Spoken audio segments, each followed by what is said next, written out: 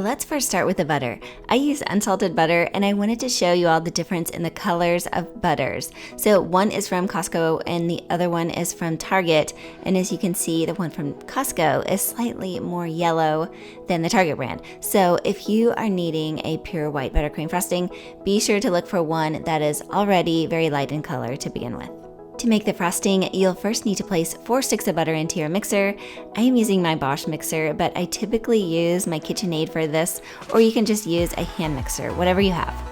So whip the butter until it is creamy. Next, I'm adding the cream, vanilla, and salt, and continue mixing until fully incorporated.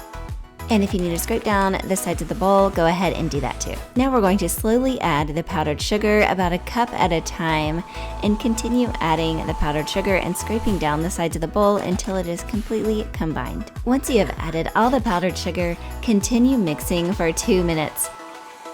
So if I'm using my Bosch mixer, I like to keep it on low speed, but if I'm using my KitchenAid, I will usually turn it up to medium. When you're finished mixing, you can then add more cream or more powdered sugar to get it to the consistency that you're looking for.